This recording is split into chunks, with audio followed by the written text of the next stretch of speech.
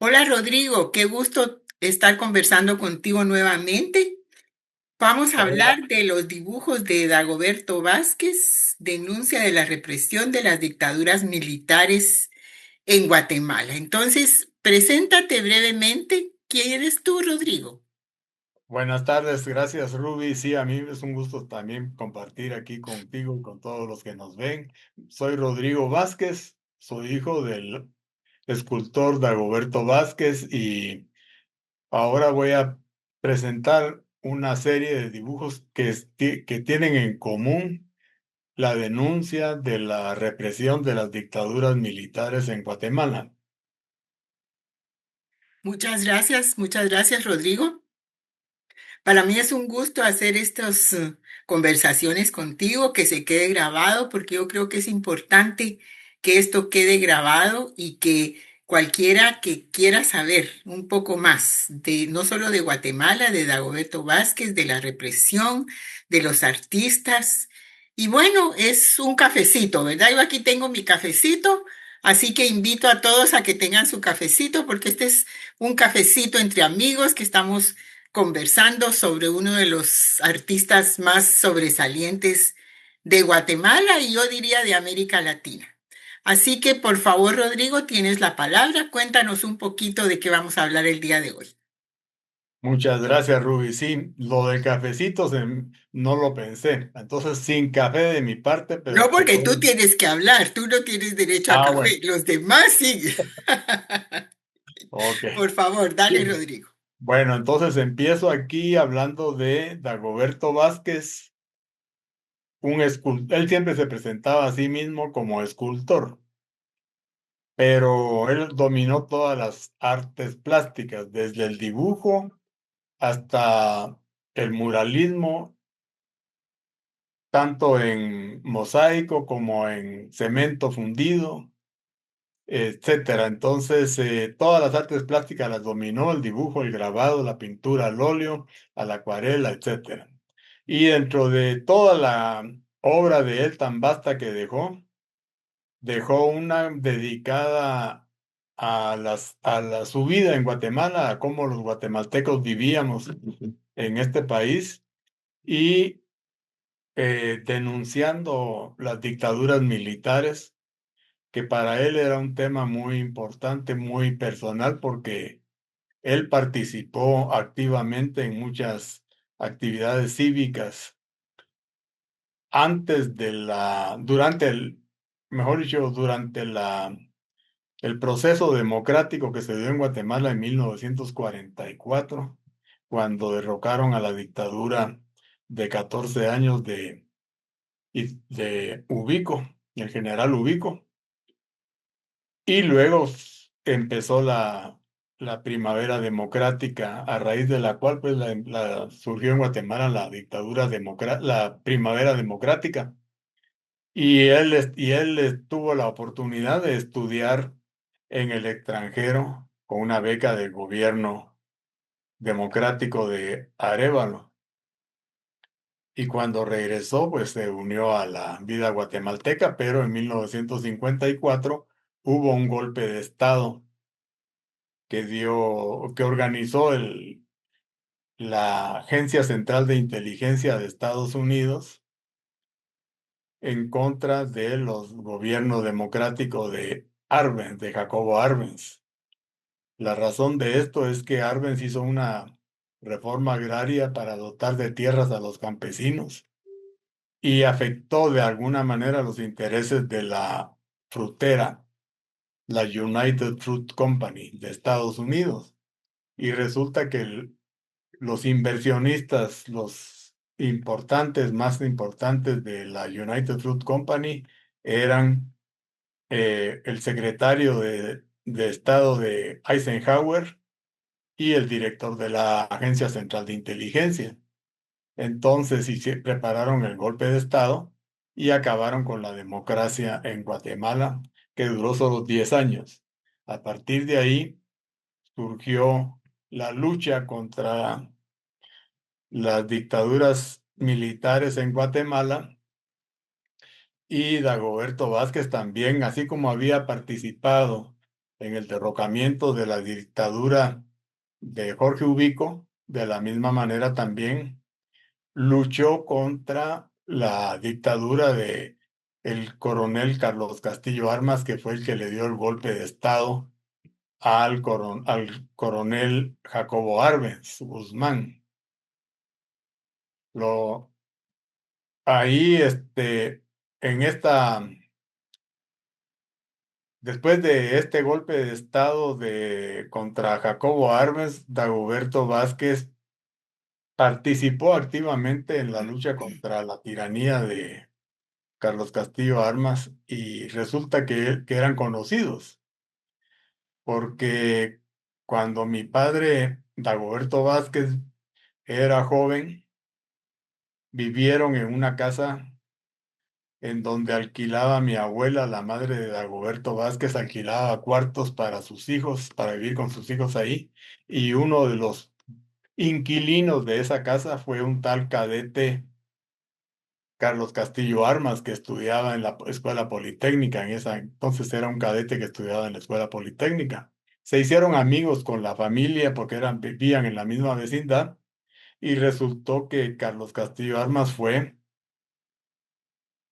padrino de bodas de una hermana de mi padre. Entonces se conocían. Cuando Dagoberto Vázquez estaba haciendo el mural en el Palacio Municipal, en 1956 llegó el coronel Castillo Armas a ver las obras de construcción del Palacio Municipal. Todo el mundo se puso de pie y saludó al presidente, menos Dagoberto Vázquez, que siguió trabajando sin hacerle caso. Y un miembro de la comitiva del coronel le preguntó a Dagoberto si no iba a saludar al señor presidente, y Dagoberto le contestó: mi presidente es Arbenz, refiriéndose a Jacobo Arbenz, que había sido derrocado por el golpe de estado de Castillo Armas. Entonces el coronel Castillo Armas vio a mi padre y lo reconoció y le tendió la mano, y mi padre no le dio la mano al señor presidente coronel Carlos Castillo Armas. Entonces, bueno, después de eso, en una manifestación que se hizo el 26 de junio de 1956, venía la manifestación descendiendo por la 12 calle hasta la Sexta Avenida, y al llegar a la Sexta Avenida doblaron hacia el norte, y al llegar a la 11 calle había un jeep de ejército, abrió fuego contra los manifestantes, mató a 5, hirió a más o menos 30, capturaron a un grupo de manifestantes, entre ellos a Dagoberto Vázquez. Y entonces lo expusieron esposas, le esposaron las manos a la espalda y lo llevaron en un camión militar a la frontera con El Salvador, y lo echaron hacia El Salvador junto con otros compañeros, y con prohibición de regresar a Guatemala. Estuvo hasta que entonces se fueron a San José de Costa Rica. Ahí estuvieron exiliados hasta que terminó el 56, y más o menos en julio del 57 asesinaron a Castillo Armas. Algo muy turbio ahí que ocurrió en el Palacio Nacional. Alguien le disparó a Castillo Armas, murió, y entonces mi padre empezó la gestión para regresar a Guatemala. En diciembre del 57 finalmente regresó a Guatemala. Y siguió participando siempre en dictaduras, en manifestaciones contra las dictaduras militares. Él fue participante varias veces, lo detuvieron, fue hecho prisionero varias veces, y sufrió prisión después del exilio. Vivió estas escenas que están aquí dibujadas por él las vivió en la realidad. Los famosos helicópteros que enfrentaban a la población que estaba armada con machetes, o la población que solamente tenía las manos desnudas, pero protestando contra las dictaduras. Todo eso él lo vivió, y entonces él siempre tenía el concepto del arte de que el arte estaba dedicado a la realidad, a reflejar la realidad del artista. El artista representaba la realidad que vivía con su arte. Uno de los aspectos de esa realidad es precisamente esta tragedia nacional que empezó en 1954 contra el golpe de Estado, con el golpe de Estado contra Jacobo Arbenz, y que hasta la fecha, todavía hoy en el 2026, estamos viviendo las consecuencias de esas dictaduras. Hay niños que mueren de hambre, hay mujeres que pierden a sus hijos, padres que no pueden alimentar a sus hijos y campesinos que no tienen tierra, que tenemos 4 millones de guatemaltecos que trabajan en Estados Unidos y que envían sus remesas a Guatemala. Guatemala depende en gran medida, en gran parte, el ingreso más grande de divisas para Guatemala son precisamente las remesas que llegan de Estados Unidos, que superan los 20 mil millones de dólares anuales.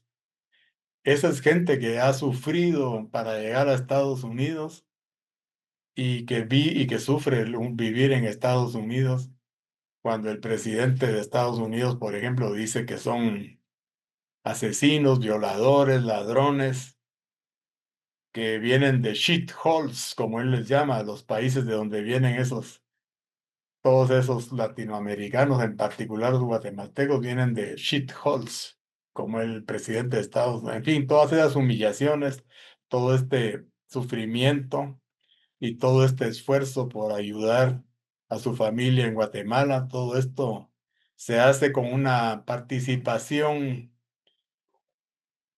tanto del ejército como represor, como también de la Iglesia Católica, que en cierta medida ha sido cómplice del ejército, hasta cierto, en gran medida, y, y naturalmente que aquí está una, una combinación de factores de poder, de fuerzas políticas que mantienen a Guatemala en esta situación tan terrible que vivimos. Este dibujo que está aquí, por ejemplo, que estoy mostrando en este momento, fue hecho en 1954. Eh, Ese es el año del golpe de Estado, el ¿verdad? año del golpe de Estado. Aquí representa en cierto modo lo que sucedió en ese momento, un hombre estrangulando o reprimiendo algo.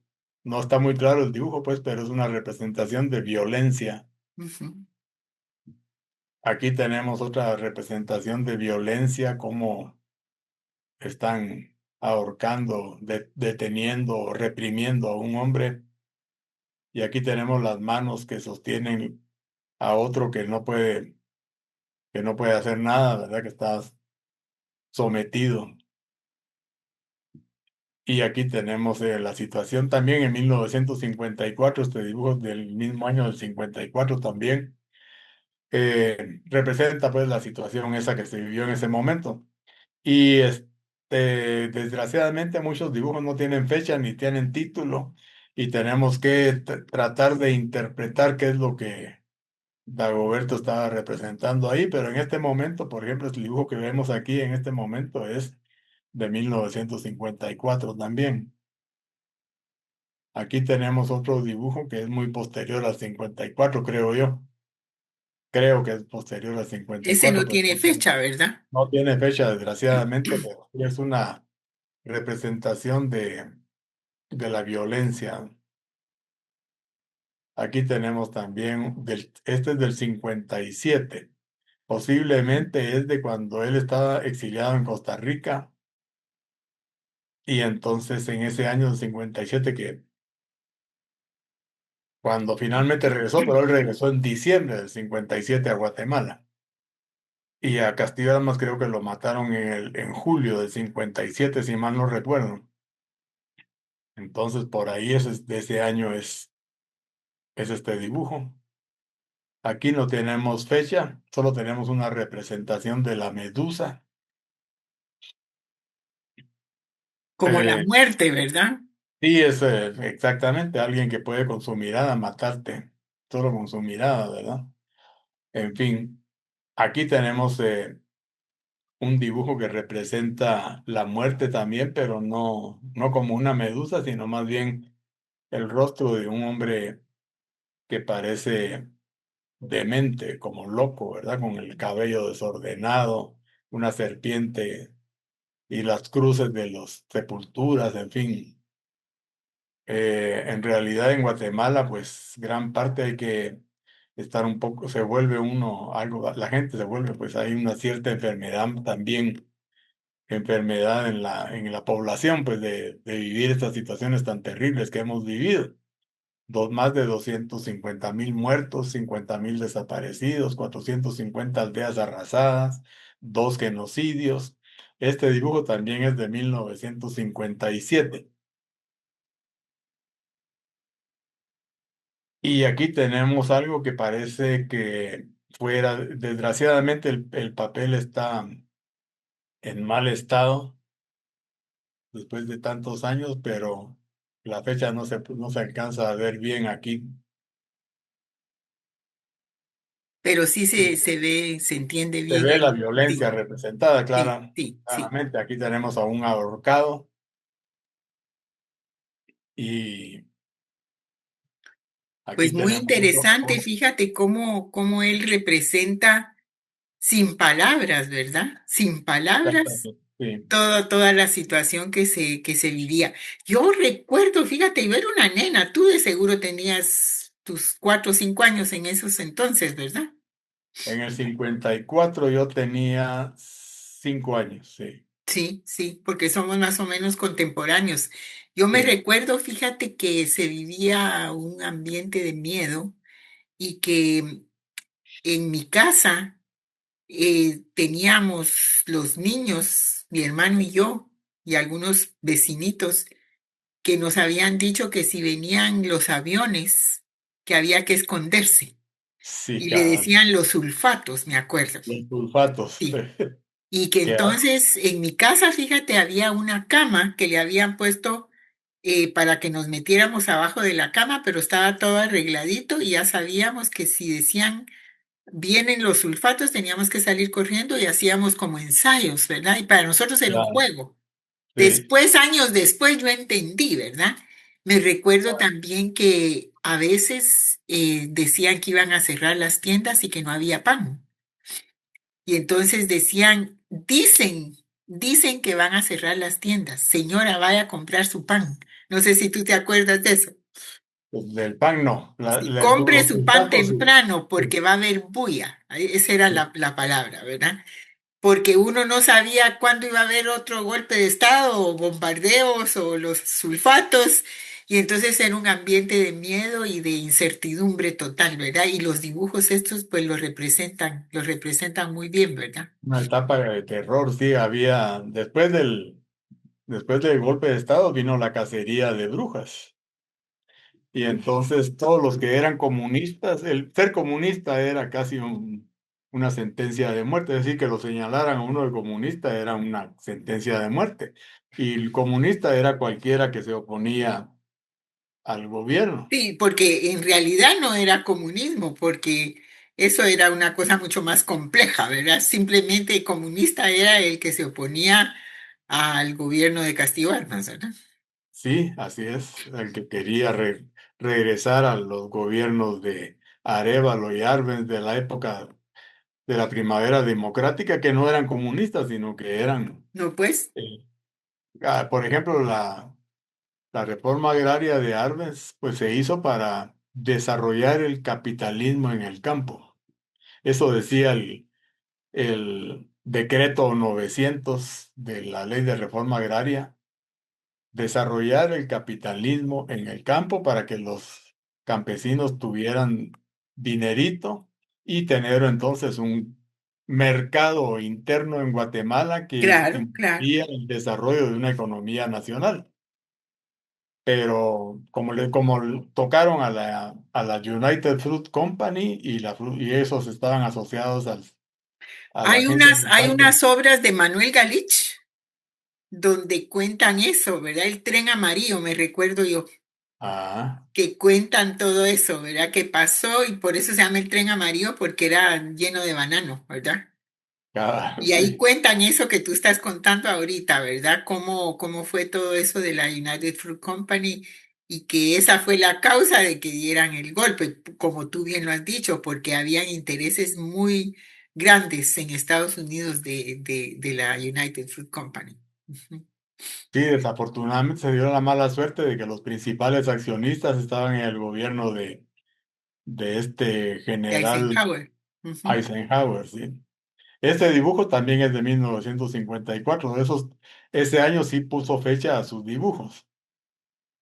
Y entonces este es una especie de crucificado, pero de una forma, en otra forma, ¿verdad? Casi como una tortura, casi como torturado. Sí, sí, sí. Este creo que es creo que es la última imagen, ¿verdad? Creo que aquí termina la Miremos, pasa al presentación. siguiente. Ah, todavía está, este era el último, sí. Y ahí terminó la presentación. Bueno, muy interesante, fíjate. Yo quisiera que nos hicieras un cierre Sí, de cómo lo viste tú como hijo y sí. luego en esos tiempos pues tú eras un niño, como dijimos, de 5 años, tal vez no entendías, pero cuando ya viste todo esto junto, ¿qué cierre nos puedes dar de cómo era esa visión de tu padre y cómo él lo plasmó en todos estos dibujos tan interesantes? Sí, bueno, yo viví la época esa del 54 precisamente porque mi padre desapareció, me quedé sin padre durante año y medio. Fue un periodo terrible para mí como niño, pequeño. Y después, con el tiempo, cuando él regresó, pues una fiesta alegre en la casa, la presencia del padre de nuevo. Mi madre era extranjera, era chilena y ella no tenía trabajo, entonces fue muy difícil ese periodo donde mi padre ausente y mi madre extranjera en un país, veniendo de Chile, que era un país democrático, venir a Guatemala, donde sucedían estas cosas tan terribles, era algo para ella, fue una experiencia muy dura también. Y yo viví la situación de mi madre y la mía también, claro.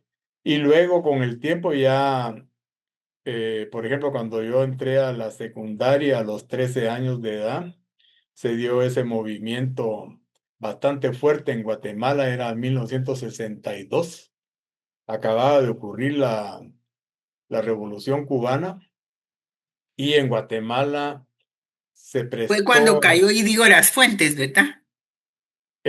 cabal, sí, porque Guatemala prestó terrenos para que los cubanos anticastristas se prepararan en Guatemala para entrar a, A a la Cuba. bahía de Cochinos, ¿verdad? Exactamente, entonces ahí se formó un movimiento bastante fuerte en Guatemala y yo participé a los 13 años en la calle en manifestaciones contra el Todos gobierno. salíamos a sentarnos a media calle a Sí, las 10 de la exactamente. mañana para evitar que hubiera tránsito Eso, ¿verdad? Sí, sí. parábamos el tráfico, le tirábamos piedras a la policía nos tiraba bombas lacrimógenas y todo ese movimiento lo viví y hubo algunos amigos, unos compañeros míos que eran un poco mayores que hicieron un ensayo por primera vez de un movimiento guerrillero. Murieron todos y fue una tragedia porque dos amigos míos murieron ahí, que eran mayores pues, pero nos Ujú. conocíamos, etcétera, en fin. Y de ahí empezó ya una situación bien difícil derivó en una guerra interna, en un enfrentamiento armado interno en Guatemala que duró como 40 años más o menos.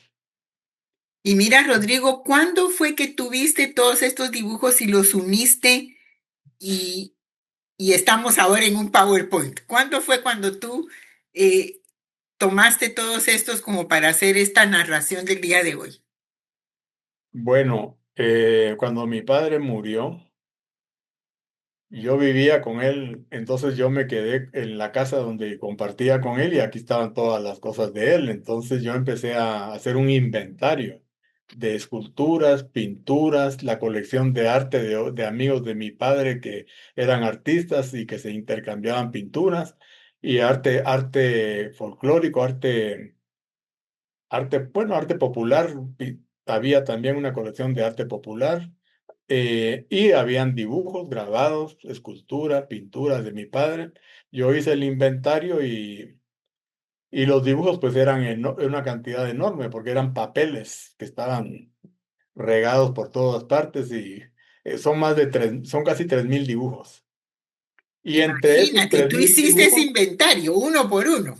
sí, fotografiados, etcétera, etcétera. Entonces los clasifiqué también. Entonces estos que se refieren a la denuncia de la represión, pues los puse aparte en una categoría aparte, Claro, y reflejan la vida de él, su pensamiento también, y también dejó una serie de notas escritas a mano en hojas de papel, en cuadernos, etcétera, en donde ponía su pensamiento. Él estudió 6 años filosofía en la Universidad de San Carlos.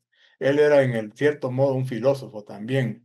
Entonces no solo dibujaba y pintaba, sino que también con palabras escribía textos reflejando su pensamiento, su visión del arte y su visión del arte, ¿verdad? Como una representación de la realidad, una obra artística que tiene que representar la verdad, decir la verdad. claro. Era pues un, una propiedad, una cualidad de la verdad. La verdad Estoy de es bella. acuerdo contigo porque, por ejemplo, lo que estamos viendo ahorita es terrible, ¿verdad? Es un hombre torturado, amarrado, pero Sí, tiene su belleza trágica. O sea, claro, me está exactamente. mandando ese mensaje y te Ujú. digo, hasta se emociona uno, le duele Sí, ver esa belleza del arte que duele, ¿verdad? Porque uno sabe que esto pasó, que mucha gente sufrió todo eso. O sea, es algo muy relevante para nuestra historia, ¿verdad? Y yo te felicito que tú hayas tenido esa dedicación de hacer este inventario, porque si no, lo hubiéramos perdido, ¿verdad? Se queda y después tú ya no estás y eso se pierde, sí, ¿verdad? Entonces, sí, yo creo efectivamente. que ha sido muy, muy interesante que tú hagas todo esto. Te agradezco que hayas compartido con nosotros el día de hoy. Y yo sé que hemos hecho varias de estas presentaciones porque yo creo que en 3.000 solo de dibujos, imagínate todo lo demás. O Sí, sea que estás invitadísimo, Rodrigo, para un próximo, para que correcto. sigamos hablando de la obra tan extraordinaria y tan relevante para nuestra historia. Te Muchísimas agradezco a ti gracias, por Rodrigo. el ¿Quieres decir algunas agradecimiento. palabras para despedirte Sí, de la audiencia? muchas gracias por el interés que has mostrado en la obra de mi padre y darme la oportunidad de grabar esto para que el público la conozca. En este caso, pues fue una representación de una verdad dolorosa de la realidad guatemalteca, y Dagoberto Vázquez al mismo tiempo también pintaba las escenas más bellas, más el amor, la belleza de la mujer, la madre o sus hijos, en fin. O sea, este es un aspecto, y en un futuro pues veremos obras dedicadas a algo un poco más positivo, que es parte de la realidad, también tiene aspectos positivos, ¿verdad? Claro que Claro, sí. pues muchísimas gracias, Rodrigo, y entonces agradecemos a todos los que van a escuchar y están escuchando esta presentación y nos vemos pronto porque esto sigue, no crean que aquí se acaba, sino que hay muchísimo más. Muchas Hasta gracias, pronto. Rodrigo, bendiciones. Igualmente, gracias. Hasta pronto.